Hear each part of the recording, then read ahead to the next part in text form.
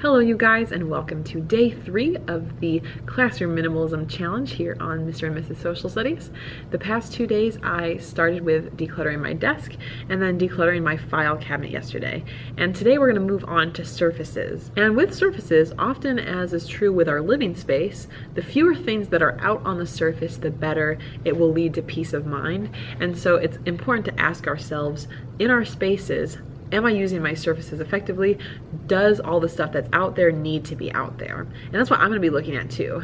I felt that way with my desk and definitely have some progress. So let's go ahead and do a quick tour of the surfaces as they are being used right now. So this is the area directly behind my desk.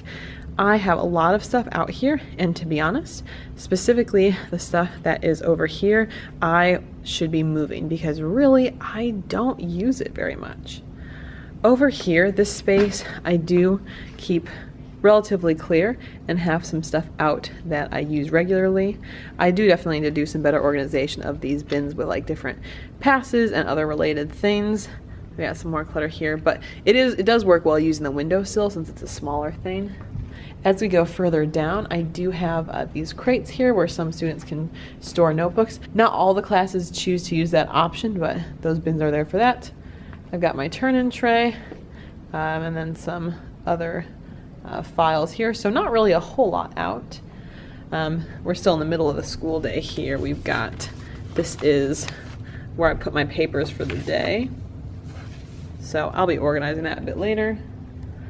Obviously right here I have my computer. And in my back corner here I've got the classroom lost and found, and then a few basic supplies. So there's really not a whole lot being used on that surface either. Finally, up front here, I've got my lunch count envelope, seating charts, and a few of my passes. So with my surfaces, the nice thing is it's not too overwhelming because I don't really have that much space. And a lot of what you saw I'm happy with. The main area that I want to target is specifically along this back wall here, looking at all these files, because, especially since it's behind my desk, that is prime retail space for if I've got extra copies of things that I've prepped ahead of time, or some of the things that typically pile up on my desk. I should definitely be using this space because this is great space to use, and most of this stuff I have not even looked at or I haven't used. This is the exact arrangement from the teacher who was here before me. The only thing I did add was that blue crate, and in that crate that's where I store a lot of my forms like I showed in my files organization video yesterday. So for me, that will stay, but a lot of this other stuff does not need to. So then where does that take me? It takes me to the shelving. And if you can kind of see a bit, there's not really any organization with the shelving. It was kind of like when I moved in, it's just like find a spot, see where you can put things. So because of that, I'm thinking that this stuff can fit nicely on 2 of the shelves. They are at varying heights, so I'm going to take out one of the pieces so then they have a little bit more space. So to do that, I do need to temporarily place this unorganized stuff on a different shelf to get organized. So that will be my main focus with the task. So right now, we're gonna clean out these shelves.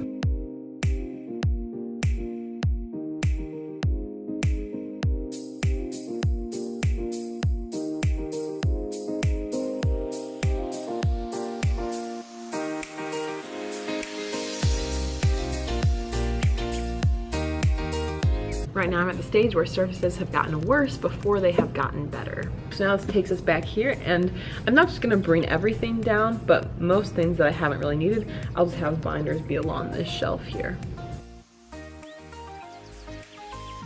I think I'm gonna leave this blue one out, and so I'll put the items that are actually useful to me in the blue one.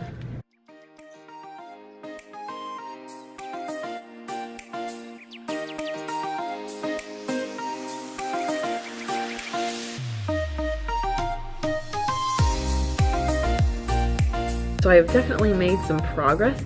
Already it's much more open back here. Let me show you what I did. So I still have this bin here, this crate, and I narrowed it down. I do use my second step stuff each week.